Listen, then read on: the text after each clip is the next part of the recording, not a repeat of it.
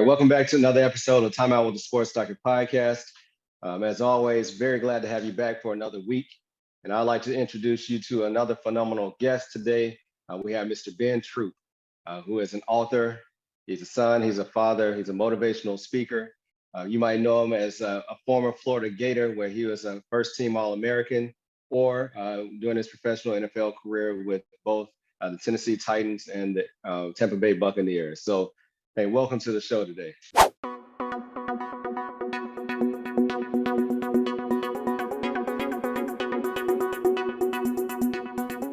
Are you interested in real estate? Are you tired of hearing about all the money that your friends and colleagues are making from their investments, but you don't know where to start? Don't worry, I got you. At TimeOut with the SportsDr, we're teaming up with Dr. Ronnie, Shalev, Shalwin Properties to bring you the information that you need to feel empowered for your investments.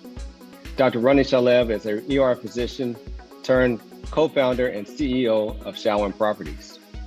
So what do you need to do to get involved? Number one, go to the website, click on our sponsored link to see how you can do a free webinar, as well as set up a call to speak with Dr. Shalwin. Also follow her on social media and stay tuned for Money Mondays coming to you soon. All right, now back to the episode.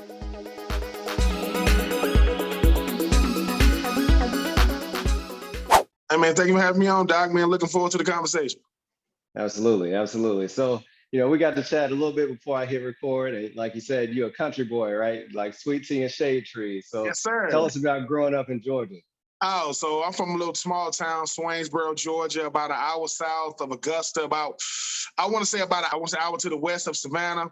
Basically, you're not going to get lost and end up where I live. If you end up where I live, you way off the chosen path. But, I come from a town where everybody knows everybody, regardless of skin color. And I think what happens is, when I had, grandparents is such a unique thing now. Most kids don't have grandparents. I had 5. I had a great-grandmother, 2 grandmothers, and 2 grandfathers. So when you got that kind of family dynamic, and I knew them, it's not like, oh, that's your grandma over there. No, my great-grandmother, Nella Louise Edwards, my 2 grandmothers, Cora Bell Williams, Molly Troupe, my grandfather's Clifford Troupe, James Edwards. On top of the fact that I come from a big family, it's the greatest, man. And, growing up in the South, we got dirt roads. My dad's mom, she had a cast iron stove. She had no indoor plumbing. We had a well. We had an outhouse. I thought, listen, using the bathroom outside, I didn't want to be the one have to go dump that bucket. I said, no, I'm not dumping it, but chicken coops. But what happens is they instilling so much in you, because there's so many of us. So they found time to really nurture me. And it's the best, man. Being from Swainsboro, Georgia, I wouldn't change it. I never knew my life would become what it became, but it's almost like when that core is built in you, my mother being a God-fearing woman, and, my dad being such a hard worker, and it's like, not only do I know the 2 people I came from, I know the people they came from, and I think that now, I tell people all the time, I am my grandparents' wildest dream. These people got to be up in heaven saying, this boy right here has lost his mind. But they couldn't do the doors that they opened, man, I just walked right through them, the blades that they trail. But I'm just enjoying it, Doc. I get a kick out of my life sometimes. I tell people all the time, you get all these questions. I've been on all these, panels before, and I was in New York City on a panel. And I'm the athlete, so they're going to ask me last. They well, let him hear y'all answer so he could put together, formulate an answer. And this lady said, I hear you know what the American dream is. And I was like, I do. And she was like, and listen, when I take a room, probably like 500 people, it got dead quiet. Like, what is he going to say? And I said, the American dream is ordinary people living extraordinary lives. That is the American dream, because it has to be attainable for all of us. And she goes, well, what is extraordinary? I say, extraordinary to me is what I chase. Extraordinary to you is something different. And it's not predicated on what the world says. And in their mind, it was like, and I go, look, man, I just look like this. Like, I done did a lot of things I ain't got no business doing, but I said, fried chicken where I'm from is real fried chicken. Fried chicken up north, you can take that skin and just pull it off. That ain't fried chicken, bro. If it ain't sticking to that meat, but at the same time, it is my job to be my full self as much as I possibly can, no matter where I am, no matter who I'm talking to. And a lot of times, I feel like Shannon Sharp. When I watch him on TV, he a country boy like me. Like, Right. The stuff he says, like referring to his grandma, we say things like, man, I had a girlfriend in college and we were sick. I was sick of her and she was sick of me. That's country talk. That's how we talk to each other. But he's on national TV, right? So if I'm a country boy, I say, oh, that's how we talk right now. So when they see me, I know I'm a representation of more than just a Troupe family. But I take pride in it, man. I get it. You know, my friends that know me know, hey, man, you still buying your T-shirts from Walmart? Yep, because they cost $4. You know, I get them in a pack. And I think what happens is, however I was without, quote, the fame only highlighted what I already was. If I'm a jerk with no money, I'm a jerk with money. If I'm humble without, I'm humble with. So I'm the same me, man. Just getting older, got a little gray in the beard, you know what I'm saying? Just trying to, hopefully every time people see me, the greatest compliment I get is they say, you John's son? Yeah, you Cheryl's son, or you Cora's grand. They see me through them. So man, they don't never, you know, they going, you know, the football is a part of me, but them people I come from, if my mom and dad get a reality TV show, it's gonna be the #1 show on TV. I'm telling you, these two people, they gonna pay them to be them, but I'm just enjoying the ride. I'm just enjoying the ride. Yeah. So #1, the country boy statement. So you know you're from the country when the first thing you do is start explaining where you're from in relation to another bigger city, right? Yeah. I grew up the exact same way. The easiest way is most people have never seen a dirt road. My grandma used to live off one. Most people hear about the, quote, red clay in Georgia. We used to really eat it. And people go, you used to eat dirt? I said, if you want to look at it like that, but we have a thing called a pine tree festival, to where we take little baby pine trees like this big, we tie them up to a light pole, and we having a parade. So I've obviously lived in big cities, man. I've lived in, you know, New York, New Jersey, California, you know, Florida. But what I get a kick out of is when I got, you know, Vienna sausages in my, you know, at Walmart. I'm buying food and people like, they looking at me like, I said, yeah, that's 2 for $89, right? That's 2 for $8. They thinking I'm not embarrassed, man, because I could do that. Listen, I can do the city slicker thing, man. I can live in the city the city is a great place to live, but when something happens, somebody like, oh man, it's a bug over here. People like losing their mind. I'm like, what's wrong with y'all? They're like, I go and kill the bug. I'm like, bro, we finna do, you know, it's finna be like a panic attack in here. So I appreciate being able to adjust. And, you know, I lived in Augusta, Georgia, too. I didn't live in Swainsboro my whole life. I lived there till I was in the 5th grade. And I moved to Augusta, Georgia, when I went to middle school and high school. And you talk about a transition.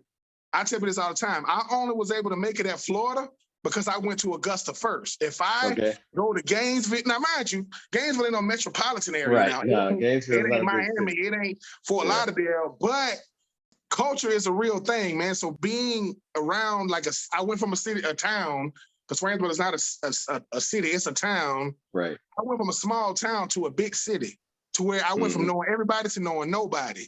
I went from having to, listen, I thrived in Swainsboro. I had to learn how to survive in Augusta. I didn't games that I saw on TV. I said, wait a minute. I told my brother, wait a minute, the boys in the hood were like Crips and Bloods. That stuff is real. Like, what? Like, cause where I'm from, if we did have them, we didn't know. Now it's different. But yeah, man, my life has been incredible, man. I laughed, man. The first flight I ever got on, I think it was at 7:50. I got to the airport like 7:30 because I knew nothing about it. They was like, what flight are you on? I'm on the 7:50 flight. It was like, what? You ever flown before? No, this is my first flight. This ain't gonna be your first one. So right. The mistakes that I've had and the bumps in the road that I've had, I wouldn't change it, man. It makes me who I am. The whole notion of if I can go back 2 hours, I wouldn't change nothing because I don't become the person I am now. But it's all relative, man, and it's all worth it. And no matter what, don't give me no sweet tea if it ain't sweet. I'm like, bro, I said, listen, that's dirty water, man. Give me some sugar, man. That's not gonna cut it over here. You know, I don't want iced tea. Iced tea is cold, dirty water. No, I want sweet tea. I don't want to see the sugar floating at the bottom, but I want it to be sweet. But that's gonna be me for life, man. I mean, you can have your filet mignon, man. Just give me some, give me some greens, some rice and gravy, some, maybe some fried catfish or fried, I'm simple. And I hope I never change that. And obviously I'm doing all I can every day to not turn into my dad. So I'll hold it off for another 20 years. So good luck with that, right? So at what point did you separate yourself as a football star? Was this the first time you stepped on the field, or were you a late bloomer, or how did that go? Wow, I was a very late bloomer. I didn't play high school. Full disclosure, my 7th grade year, I was small then, and I was playing like cornerback, and I got ran over by a big running back. I quit. Like, that's the only time I've ever quit football. Did not play. I quit. Like, literally gave my helmet and shoulder pads back. I'm done, Coach. I had to become a professional liar the rest of the year. No, it was, I had a medical, because people asked, hey, why aren't you on the team no more? Play my 8th grade year, Seagull Middle School. I was like a backup running back, played a little bit. So I got an older brother, a year older than me. So he had me traumatized by high school. Oh, high school is this, high school is that. So I'm so afraid of what high school is going to be. Didn't play no sports my freshman year. Nothing, just a student. Just focus on being a student. Then I realized, that's when I realized, even though I didn't know, I can't get my perception of something through somebody else's view. Sure. Now, for my brother, that was, for him, yeah. But for me, I'm like, okay. And it kind of helped me adjust to high school. Now, my sophomore year, this is the crazy part.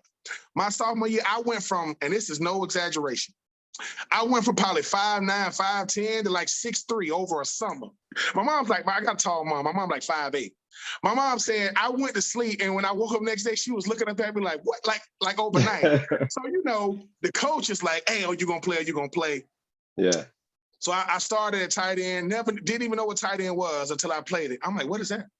What's a tight end? I know what a wide receiver is. So I played my sophomore year. My sophomore year in high school, man, I was a kicker, I was the punter, and I was a starting tight end. Loved it, right? Junior year, I was a backup tight end. In Augusta, Georgia, Butler High School, not a prestigious high school. We're not putting out big time D1. We didn't even know what D1 was, man. Like, in Augusta, Georgia, is too many high schools. So sure. I remember this. I'm on the field, we practicing, and it's this guy. He got a little pen and pad in his hand. I don't know, he's a reporter from the Augusta from the Augusta Chronicle. I heard him ask my coach. He said, hey, man, what about this kid over here, tall kid? He goes, his name's Ben Troupe. He said he is Georgia's best kept secret. The next day, the guy writes a story about me because I was getting a couple of letters. Like, I'm getting letters. I'm getting South Carolina State. I'm getting Georgia Southern. I'm getting North Carolina. I'm getting North Carolina, South Carolina, a couple of offers. So I thought. So when we first moved to Augusta, we used to use my cousin's address. Her name was Hope. Her address was 1892 Neptune Drive. One day, I'm sitting in the crib. We got a screen door. Once again, country people got a screen door. All glass. Gotta have a screen door. We had to upgrade the screen door. Like, it's a screen, but it's really glass. We just call it a screen door. It's glass. Nice. So she knocked on the door. I said, what's up, Hope? She's standing there. Hope was a little lady. She got 2 bags that look like they 6 feet tall, look like they're taller than her. Filled to the top. Letters on, so what it is I was getting letters. They was just going to my cousin's address. She told me, bruh, you can't use my address no more. You get more mail than me and my husband. And what happens is North Carolina, Clemson, South Carolina, Georgia Tech. And I realized, man, how great of a coach I had. My coach, Coach David Land, used to always stress, handle what you can handle. He's talking about control what you can control. He's talking about off the field. And man, my junior year was incredible because I got to go on all these visits, man. I ain't know about no official visits. I got to go to Clemson, South Carolina, Georgia, Florida, and I went to Louisville. And first time I got a chance to fly, I was so nervous. So this time out of Augusta, I make the flight. It's at 8. I get there at 7. And I'm saying to myself, please, God, I don't want to get on this plane because, like most people, I think it's going to crash. Crazy. Right. That's my last day on Earth. I fly from Augusta to Atlanta. And anybody that's ever been to Atlanta Airport is like a continent. It's so freaking big. Absolutely. So I'm trying to navigate this. I'm 16, 17, because I think I'm 16. I graduated when I was 17. I'm so nervous when I get on this plane. I'm so nervous that I fall asleep. And the lady next to me just let me put my head on her. She said the whole time, you're like, because ain't nobody, I didn't know what turbulence was. I'm like, what? Right, the plane is shaking. But Doc, I will say this, man. It's the greatest feeling in the world because I couldn't afford to go to no football camp. I went to one football camp, University of Georgia. My mom couldn't afford to send me. My coach was like, Coach David Land, man, just get him up here. Took me up there. And man, I'm seeing all this talent from around the state. You know, because my team we don't make no playoffs. Ain't no state championships over here. We the So you got your homecoming 10 team. games, right? People want to play us in homecoming. But I enjoyed it because I didn't know what exposure was doing to me. Like, I'm going to Athens, I'm seeing all these athletes, I'm shaking hands. It blew my mind because I still got a Swainsboro mentality. Like, I'm in the city now, but I'm like, Right. I'm trying not to stand out. So this is when I knew it was different. Went to the Georgia camp. You're supposed to play two positions. So if you play tight end, you got to play defensive end and linebacker. If you play safety, you got to play, receiver.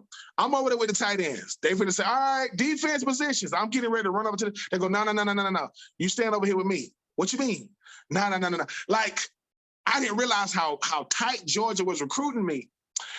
Georgia Tech coach called me and asked me, am I going to a camp? Mind you, I know my mama ain't got no money. I'm like, no, I'm not going. Right. I pick up, I look up, it's the third day of camp, I look up on the hill, there go the Georgia Tech coach that called me with his arms folded. I say, wait a minute, coaches go to different camps. And right. Yeah. I just know that in 2000, February, first weekend, National Signing Day in 2000, myself, Carlos Rogers, who ended up winning the Thorpe Award at Auburn, me and Isaac West that went to Furman, we was on I'm sitting in the middle, Isaac on one side, we was on the front cover of the sports page in Augusta, on the Augusta Chronicle that Thursday. They put 3 high school boys. One is a military brat, the other one from Thompson, the other one from Swainsboro. So none of us are from here where we go to school at. Yeah. And it's humbling because that's forever. They could have put anything. You're going to put 3 high school. And, man, I ended up being a part of the #1 recruiting class in 2000. Man, I met guys from, Missouri. The first Dominican I ever met, his name was Carlos Perez. He's from the Dominican Republic, Hoboken, New Jersey. When he first told me he was Dominican, I didn't even know what that meant because I'm not cultured. Because I'm Dominican. I'm like, yeah. So then his parents come down. He started speaking. I said, wait a minute, whoa, you speak Spanish for real? Right.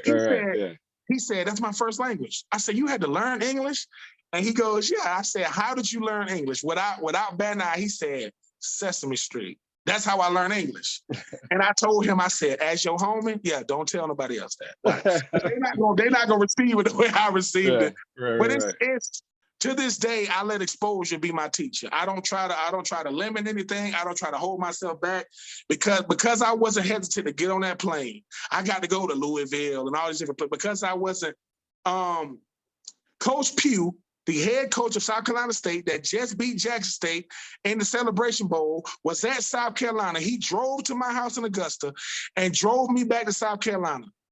Like, I'm connected to so many people now, man. And like I said, I never cared about the accolades, man. I don't care nothing about listen, I appreciate it, but I don't care about no praise, no accolades, no.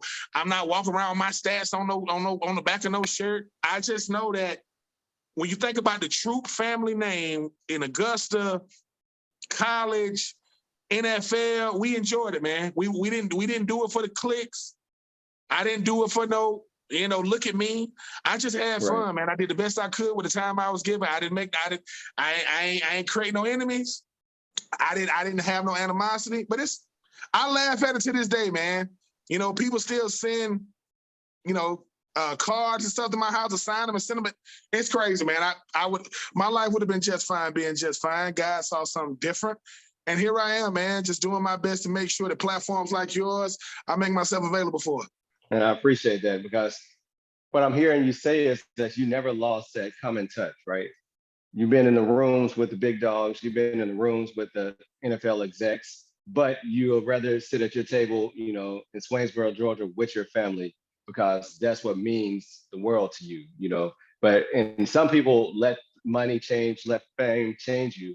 But like you mentioned, it truly just augments who you already are. Your weaknesses still be your weaknesses unless you address them. Your strengths are going to be your strengths. It's up to us to really, look at ourselves and change ourselves. Absolutely. Money is just a microscope. Whatever you are without it, it's just gonna be highlighted with it. And money lets you know like what you really value. Listen, the more money you have, the more stuff you have. I say this. All you got to do is, even if you like where you live, twice a year, just move all your stuff out your house. Just so you can realize, Lord, I got yes. We are professional stuff. My home would say, listen, man, we are professional at creating stuff. First, you want a car. then one becomes two. First, you want a pair of shoes, then people say, no, you ain't late because you don't have something to wear. You late because you can't pick something. Pick something. Pick the shoes and let's go. But I would also say money lets you know too, like what you here for as far as like other people. Like I said, look, man, you went from a have not to a have got. You one of those ones, yeah, you're in the 33% tax bracket. But at the same time, do for people, man. Listen, you're supposed to do for people without wanting nothing in return, man. A true blessing is when they can't return the favor. That's a true blessing is, wait a minute, man, you gonna do this for me and you don't want nothing? Yeah. Why? Because somebody did it for me. Like somebody, there are too many people. My head coach took his money and believed in me enough to send me to a camp. Why? Because he appreciated the type of person I was who just happened to be a football player that he coached. That's how he talked to us. No, man, you a great human being. You just got an athletic talent. So how can I help you use this athletic talent as a vehicle to take you wherever you want to go? And mind you, we 17. That's how our coach used to talk to us. I used to be like, man, coach, man, I'm just trying to get out of class. Can I come to your class for 2 classes? No. So, and here I am still understanding that too much is given, much required, and my requirements just keep going up. I just want to meet those requirements. And hey, man, if I can help, God has blessed me to be at the top level, at the top floor. Most people, they'll never go up there. It is my job to make sure I push that L button so it'll go back down to the lobby. And I'm going to stay at the top floor. That way, when you open up the doors, Doc, and you see me, I'll be like, hey, man, you'll be all right up in here. Where you going? You ain't going to stay? No. No. I just want to let you know you've earned a spot in this room. So be you in this room. Be somebody worth meeting. That's what I was told, man. You became somebody worth meeting, man. You became somebody worth talking to, not because of the sport you played, because that's temporary. Because of the type of person you are. You get to tell them about you, and here I am, man. Here I am still doing my best to show my children, show my nieces and nephews, show the people that look up to me, hey, man, people want somebody who is approachable. People want people who are respectful. People want people who talk to people, not talk down to them, not talk at them, not talk over them. And people want somebody who's understanding. I always tell my nephew that he's the oldest of the grandkids. My nephew Christian, he's in college now. I said, be a kid that's understanding. He said, what does that mean, Unc? Understanding means to suffer with thee. So you standing right there with somebody because you one of the ones, man. Like you get to play a sport that people pay. Right. College, I love NFL football, but college football, Jesus Christ, woo! You know about it. Man, it is why especially when you play. It is a different beast, different animal. Yeah. And I like what you said about access. Football has given you access to a lot of different rooms. Being an NFL player gives you access to a lot of different people in a lot of different rooms. I agree with you. I feel like my responsibility now that I'm through the door is to go back down and bring somebody else up, because you can knock all day long, but unless somebody invites you into that room, many times you're not going to ever get into it. Yeah, and we realize that our life is different when we in the room. Like people, like we do things, right? And people don't get, hey, man, I don't know what I'm doing all the time, right? Yeah. But it's like a bumblebee mentality. Like a bumblebee, geometrically, a bumblebee got a big old body, and you see how them wings be going crazy. Bumblebees, aerodynamically, how they built, they're not supposed to be able to fly. Problem is, nobody told a bumblebee. So what'll happen is the bumblebee's flying, and another little smaller insect will say, hey, bro, what you doing? What you mean what I'm doing? You're not, and in a sense, that's us. It's like we finally make it to a room, and we don't, quote, fit the description of what's supposed to be in this room. And they thinking, hey, bro, yeah. Why you got on a blue suit? It's a black tie event. No, they told you that. They told me to show up. What are you talking about? I would have worn a black tie. Or here it is. Now, this is just me. If somebody tell me it's a black tie event, I got on a black tie. I don't know I got to have on a black suit. But it's formal, at the end of the day, sometimes we go in rooms who tell the person who want to be in that room, it ain't what you think it is. Like, I'm not telling you not to go in there. But if you need this room to validate you, don't go in there. You got to know I'm it without that. That's supposed to benefit from me. I don't supposed to be benefiting from in that room because in that room is temporary. Most people in that room, a lot of them in that room, they got to talk a certain way, walk a certain way because they don't want to disrupt, the status quo. I'm a natural disruptor. What you mean? I don't know how to do nothing else. I'm giving myself permission to be me every day. I have a meeting with myself every day, and we say, hey, be yourself today. All right. And I go attack the day. Certain rooms are worth fighting to get in. And I say, sometimes, bro, you ain't in this room for you. You in this room to prepare the next person who coming through that door behind you. Hey, to tell. So that's kind of what we do sometimes is because it's like Six Flags, man. If you've been once, you've been. But until you go, I want to go. And then when you finally go, there goes Thunder River. Okay, there go the Batman ride. But when you see the people you came with, and they going, oh my God, because in their mind, hey, bro, they say, I ain't never been here. I ain't never went to an amusement park. You done went so many times. You like, you work that, man. Go around the corner. They got don't ruin it. Don't ruin somebody else's experience because it ain't for you. Sometimes you just a means of transportation to get people where they're trying to go. Tell them, hey, man, y'all good, and you out of there, because my kids will tell me straight up, Daddy, we know you ain't getting on no rides, but we want to go. It's the best feeling in the world to know that somebody's thinking of wanting to do something and they think that you can help them do it. That's humbling to me because they say my dream would come together if I could get him or her to say yes to it. You know what I'm saying? Like, you want me to help? Like, yeah. And when you ask them why you think you the one, they'll tell you something you did. Man, I saw you do this thing one time, and they helping you remember something you never forgot about. I did do that, right? You thought it was just simple because you just being you. Nah, man. Yeah. Yeah. Watching you do it ain't the same. We don't get to see ourselves because we doing it. But who knows what people are seeing, man? Who knows the fact that, now when I see a kid that's 7 feet tall, I say, boy, you look like a doctor. Boy, you look like a neurosurgeon. He like, what? I said, oh, you thought I said you look like a basketball player. No, the world gonna tell you that. I love that. I said, I always tell people, I'm speaking to your future you, not your present you. Your present you, you're gonna hoop. I get it. But when you become a neurosurgeon and I say, hey man, I can't afford this surgery. You remember me?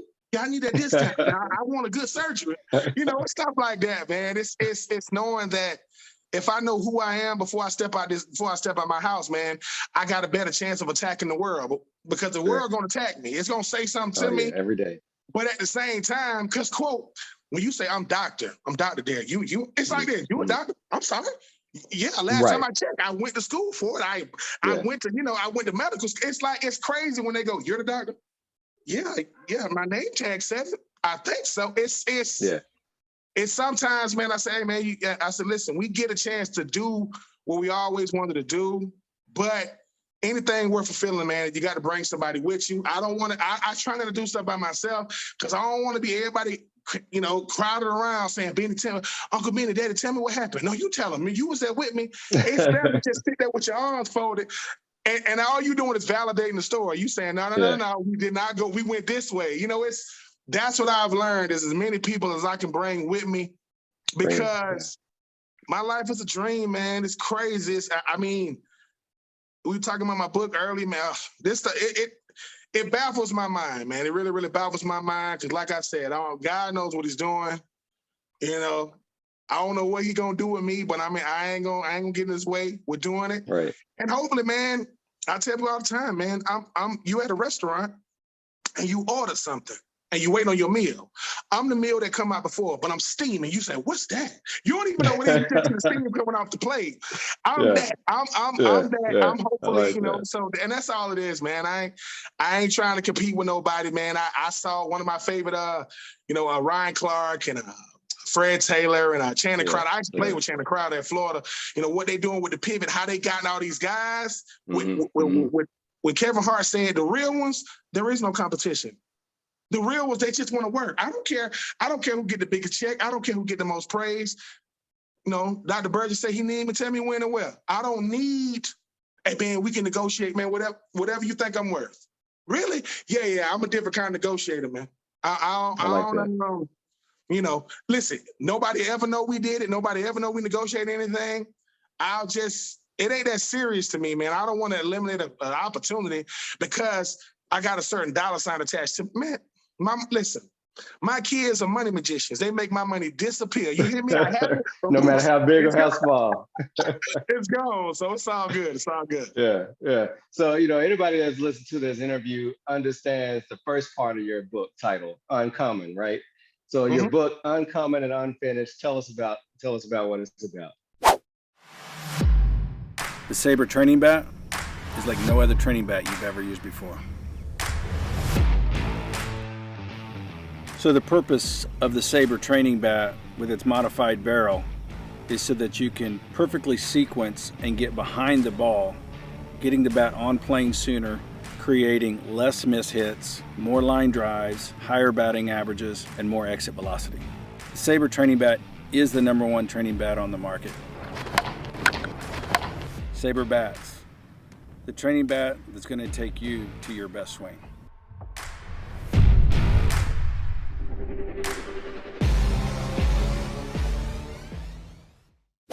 Wow, uncommon, unfinished, it's all in the name. My life is uncommon. The first books I ever read was Tony Dungy's book, Uncommon. And he said, success is uncommon and won't be felt by the common man. Well, my life is I'm anything, but the worst thing I could do is try to make myself be normal. Well, I'm not. Not my life, yes. not my life course, different things. Now, unfinished is, my life isn't finished yet. Like nobody, like my life is finished when they put that dirt over me. So and I wrote a title that a representation of more than just me. I believe that's everybody. My life is uncommon because I recognize it is. First thing about being uncommon is recognize, dude, you're not normal. It's only one you. I got a friend. I got friends that are twins. I got friends that are triplets. I got friends that 4 of them. While they all look the same, they are not the same person. Right. And I heard somebody say this one time, and they said when you look at a tombstone, you got 2 dates. You got a date when you came as well. You got a date when you left, when you died.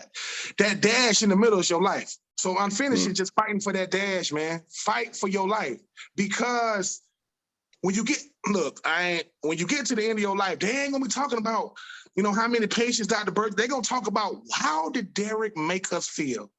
Right. Man, what was it about his laugh? What made him laugh? What made him make you laugh?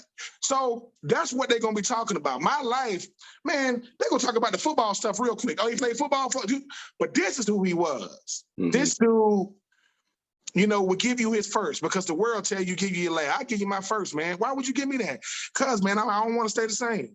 Growth is an uncomfortable process, but it's a process worth going through. So uncommon, unfinished is a title for life. That's just the title that I chose. And my friend, Andre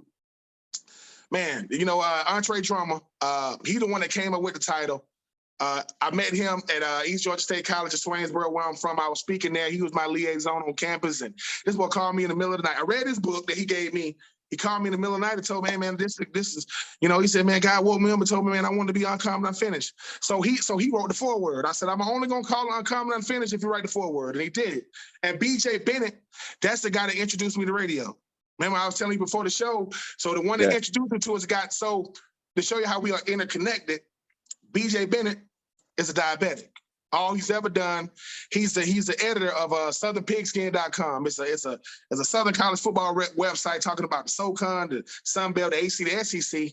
But he told me all he ever wanted to do was do 3 things. He said, I want to get married, I want to have kids, and I want to write a book. So I'm a part of, now obviously when he gives me, I said, boy, I'm gonna let you write this book. Don't be giving me this, you're trying to be way on my heart. But at the same time, this what makes BJ Bennet an incredible individual. Man, ghostwriters cost a lot of money, boy. Whoa. Most people start out with a ghostwriter, end up writing it themselves because they can't afford the ghostwriter. The ghostwriter costs a grip. Yeah. BJ Bennet wrote this book for me. He did not charge me a dime. He wouldn't take my money.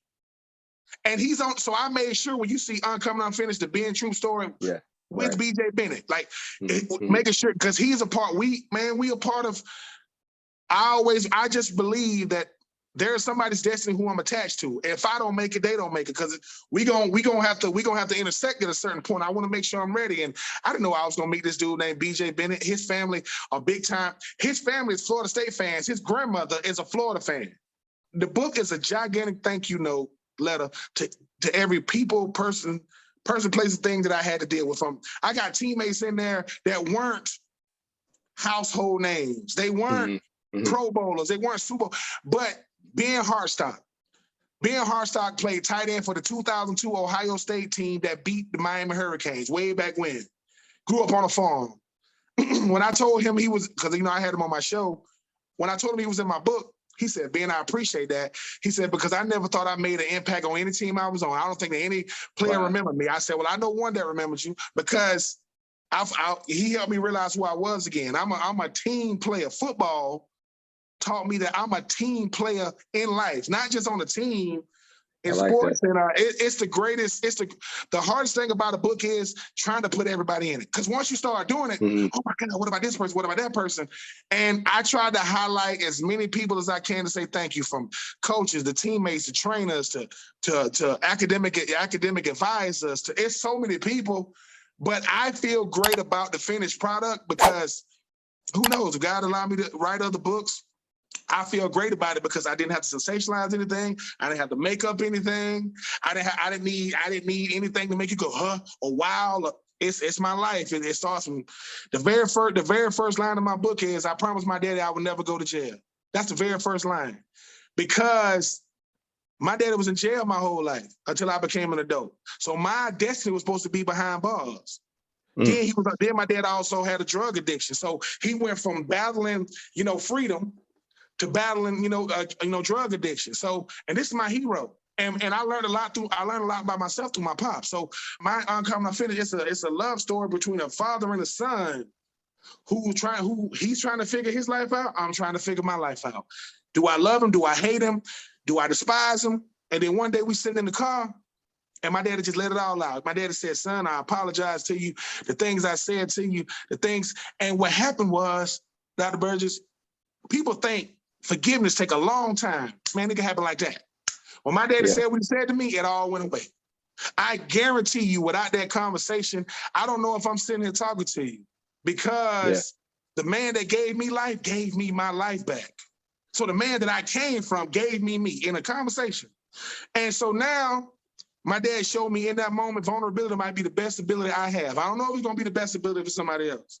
But for me, man, it gave me authenticity. It gave me a level of honesty that I don't got to lie about it. Because my dad is the best, man. That joker there, man, I wouldn't trade him for nothing, man. Because my dad said it takes being something to understand it. It takes being a man to understand a man. It takes being a father to understand a father. It takes being married. He said, so if you don't know, if you just watching something that you're going to become it first, then you got a different perspective. Yeah. And that's where I am, man. Uncommon Unfinished is, I can write a series on Uncommon. Listen, I think that everybody's life is uncommon, but you got to realize it first. And until they put that dirt on you, man, enjoy this thing, man. Listen to the doctor, but tell the doctor, listen, doc, I'm going to listen to you, but I'm going to live now. I'm going to listen to you. I hear you. I promise you. But the greatest feeling in the world is the last grandparent I had was my grandfather. He died when he was 93 years old. That's like two years ago. That's my dad's dad. My dad didn't want to put his dad in a nursing home.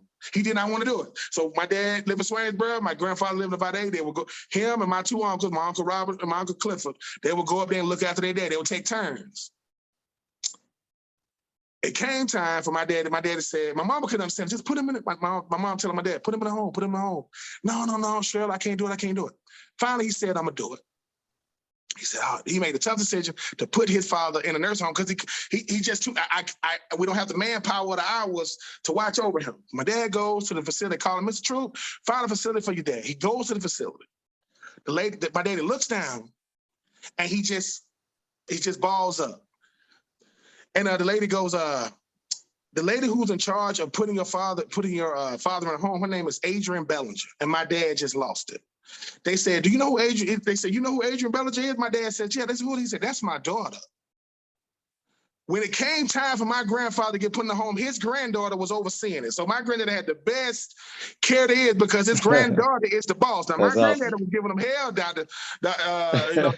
Birds. He out. But that's what I come from those type of people, man. So when I see people buying my book, because I didn't do it to be no New York Times bestseller, man. Yeah. I did it to say, listen, once there is a doctor in our family, we have doctors in our family. It don't got to be all of us. Once we, and I don't want to be, I'm the first in a lot of things. I don't want to be the last. So when my children write books, they say, oh, my daddy wrote a book, or my uncle wrote a book, or my brother wrote. It's like that. It's not, and I'm going to buy 30 of them when they buy them. I'm sitting there becoming their spokesperson because I've been cheered for so long. I know how to cheer. Man, people that cheer and celebrate me, I know how to do it. I know how to do it. Because they don't think we're going to do that for them. They don't think that the cheers that we heard, we're going to reciprocate that. Man, My nephew, get on my nerve. My nephew, every time I see my nephew, he said, when you come to the game, just be. I said, no, I'm going to be on the sideline. I ain't going to be up in no stands. I'm going to be on the You're gonna hear sideline me. going crazy. I Yeah. said, and I ain't never even been to Topeka, Kansas. I got to go now. I said, I'm going to try to go. I'm going to try to go in August. I ain't trying to deal with it when it gets cold. I ain't trying to deal with the frigid temperatures. Yeah. Man, I can't wait to get my hands on a copy of the book, and it's going on the shelf. So now we're gonna have a piece of Swainsboro, Georgia, Yes, Florida, sir. Tennessee. Yes, It'll sir. be on the shelf right behind me. So, hey, on TimeOut with Sports Doctor, this is your final timeout. I mean, you've been a blessing to this podcast already, and a lot of people are going to benefit from this conversation. But speak to the athlete about the importance of being more than an athlete, which you've said over and over again during this episode. So just speak to that. I would just tell them, as soon as your sport become a part of you, it's easier to separate yourself from it. As long as it's your true identity, that's why you care so much when you lose and you love the praises when you win, because that's all you've ever had. Whereas the same you were going to be with or without it, you got to look at it like that. Man, I just have it right now. And any sport is temporary. Like you're going to be a former athlete much longer than you're going to be a current one. So the quicker you can, listen, separate yourself from that thing, that entity. Stop thinking that thing would be anything without you. No, that thing needs you. You don't need it. You think you need the thing. No, the thing needs you. What is a football without a football player? What is a basketball without a basketball player? So they need us. Now, that thing has given us a sense of identity. Like, man, wait a minute, you mean to tell me I could take my individual talents and put it with the collective? Yeah, you are here for the collective, not just on this team, though. In life, somebody says, all right, Ben, Mr. Troupe, or Ben, you tell me if I give all I got, we gonna win? Nope, but you can't expect to win if you don't give all you got. Should you even expect? And winning and losing in sports has to do with the scoreboard. Winning and losing in life has to do with your effort. What are you giving? Because if I run against Usain Bolt, I don't care how much training I've done, I'm not gonna beat him. But the goal is to run as hard and as fast as you can. I think it took, once again, the greatest thing an athlete gonna ever do, man, is be a part of something bigger than him or her. You already doing it. And I know we want to win it all, but it shouldn't stop. The great Bill Curry said, football or sports, he said, football to me is life, 100 yards long, 53 and a half yards wide. Everything that happened in life happened on that field. So for me, I learned about giving myself for the greater good of the team, big team, little me. It's not about what I do individually. It's what can I do individually for the collective. And when you've had your moment in the sun, when you're good at something, you talk about yourself. When you're great, to talk about you. Let your resume be the type of teammate you were. To me, I don't know where they stack me up as far as players that went to Florida. As far as teammates, I'm the greatest there is. I will have a debate with any player. I'm the greatest teammate there is, because they said, you a great teammate when they got to tell you what you did athletically. I get to my senior year, we playing in the Outback Bowl, and I am sick as a dog. I think I got pneumonia or the flu. I am sick, and all the other tight ends sick. We had practice. And man, they told me, just sweat it out. I'm sweating. I said, but coach, it ain't coming out. My coach tells me, he said, this is what he said to me. He says, you're going to be the first ever first-team All-American that's not going to play in the bowl game. I said, I'm a first-team All-American? He goes, yeah, you ain't know that. And to me, that's when I realized, man, don't hold on to things that fade. Like, you remember when my mama used to have all these trophies, and man, they all broken up and beat up, but trophy or not, man, we was there. I won the SEC in my freshman year. I don't got the ring because I don't need to walk. I don't need the shiny things to validate me. No, man, I was a part of that. But when it comes to being an athlete, make sure that you are helping the next generation understands what athletics can do. It could do all kinds of stuff. A football in the average person's hands is just going to be a football. A football in Tom Brady's hands or Terrell Owens' hands or, Kyler Murray's hands. Look at what it's doing for their family. That's giving you generational wealth, generational access, generational exposure. But understand it's just a part of you. I'm always going to be a former Florida Gator, former Tampa Bay Buck, former Oakland Raider, former Tennessee Titan. I'm Ben Troupe forever. Like I'm me. I'm me with that stuff, but I'm me without it. And I appreciate it. I appreciate that opportunity. But I use football to get me the same way it opened up doors before. I use it now. Ben Troupe, former NFL tight end. And when I get you in the room, I'm gonna tell you what I'm there to tell you. I'm not here to talk about football stories. I'm here to talk about life. But it's humbling because all that stress and worry and anxiety, I got to let it all go out there on that field, man. Let it all go. Hug your teammates. Tell them you love them as much as you possibly can. Tell them boys, hey, man, tell those boys and young ladies, I appreciate y'all, because I am on the field. I'm not like that in life. On the field, I'm a different animal, but I can be out there. I let it go out here where it's celebrated, so I don't let it go out there where it's not. I don't want to let it go. And it's the greatest, man. It's the greatest feeling in the world. And whatever you need as your motivator, use it, but don't let that sport be your identity, because when it's over and your life really begins, you want to look forward to it. You don't want to say, the greatest thing is ever. I'm at the University of Florida. I'm speaking. Man, my daughter that joke will be 11, man. This when she was like 5 or 6. Oh, it goes by quick. And they had me up there in the football offices as a Gator grade. They had me and Jordan Reed and Kirk Kilpatrick as these tight ends. And my daughter goes, Daddy, look, it's you. And I'm looking at it, right? And I'm just looking at it. I'm reflecting on it. And this player walks by and he says, oh, Ben Troupe, man, that's you, right? I said, it used to be. See, that's because that's not who I am now. Man, when I used to do it, that was me. I think about how far I had come. Because if I go, that's me, I don't got to relive it, man. Y'all can decide, man. Was I good? Was I bad? Was I good? Hey, man, I was a player. So, but use it, but enjoy it while it's there. Use it as a tool. But when it's over, hey, man, fully embrace where you are next, man. Don't, LeBron and Tom Brady got there. I don't think they're going to ever stop playing. I don't even know how they're doing it. I don't know what they're doing. But hey, man, the greatest thing about being a player is being a former player, because that means you got a chance to do it. And the reason why people love players the reason why we pack stadiums and arenas, because everybody had a dream at one point. They're watching ours happen in real time. Man, look, they're doing it. And hey, man, it's got to be that. So we didn't let our dreams get so big that we didn't, hey, man, but we still dream. Listen, man, we still dream chasers. I mean, Meek Mill ain't the only dream chaser out here, man. We dream chasers too. And I tell my son's 13, I said, son, the difference between you and me is what we imagine. Yours is different because you got a 13-year-old imagination. I got a 39-year-old imagination. And daddy's doing it for more than him. I didn't know I was doing it for more than him back then, but enjoy the ride, man. I can sit in a room with any player. I don't care if you was a Hall of Famer. I'm going to pull you out of you.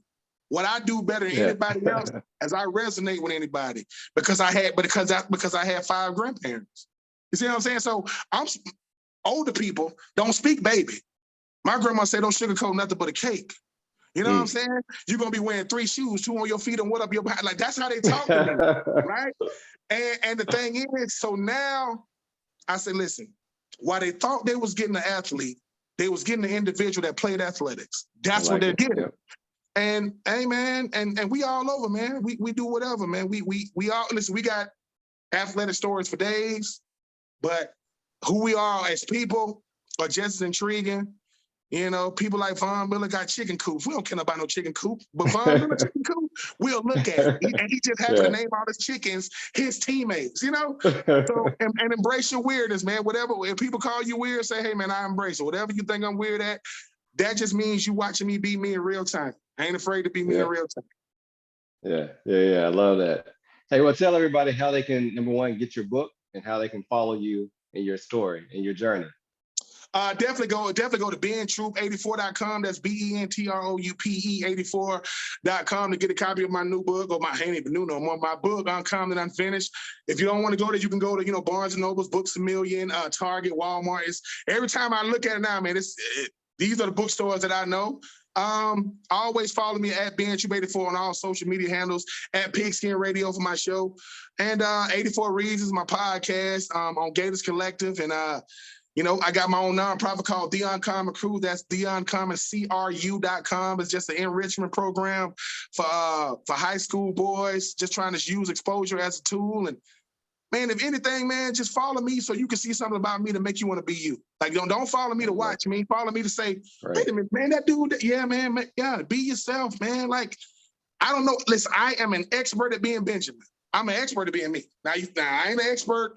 I ain't an expert at being a daddy. I ain't an expert at being a son. I ain't an expert at being being a future husband. I ain't an expert at being a uncle or a son. But as far as Benjamin, hey man, I can give you the blueprint. I can get the blueprint of being. And somebody go, hey man, show me the blueprint of being you. If we get a chance to meet, and even with the speaking stuff, I don't get a chance to do it like I want to. But speaking for me is therapeutic because I'm like you. I don't write stuff down. I go on that stage and I'll say, my name is Ben Troupe. Let's do life together. Give me your eyes, give me your ears, and let's do life together. Because if the biggest fear of people is public speaking, that's the biggest fear. Not getting shot, the stabbed, the drowned, the public speaking. Oh, I could do that. I can. And I'm just enjoying it. I really, really am. I'm humble every day. Because, hey, man, I'm a has-been now, man. I got, my daughter plays soccer. She thinks she's going to be Messi. She thinks she's the truth. I got another daughter, man. She's my actress. And my beauty queen, and my son plays football, complaining about his offensive line. I'm a regular dad to the people that matter to me.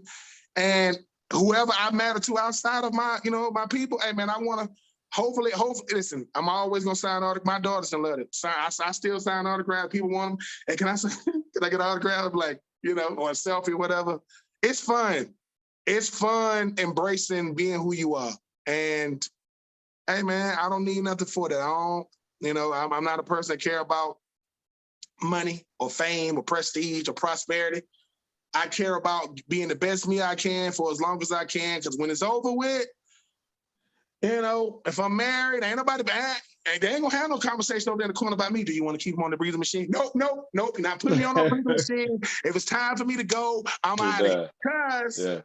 Cause I'm gonna die with a dream in me. I came in this world with a dream in me, even if I didn't know what dreaming was. I dream with my eyes open. So when you see Florida, when you see Tennessee, when you see Uncommon Crew, when you see Uncommon Enough, that's me dreaming with my eyes open. That's happening in real time.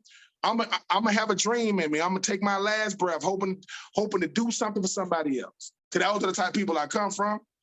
And if I'm doing that, there, hey, as long as my tea is sweet, long as I got them shade trees, man. As long as I get to watch them Florida boys during the season, during the year, in the fall, I'm easy going, man. I like it.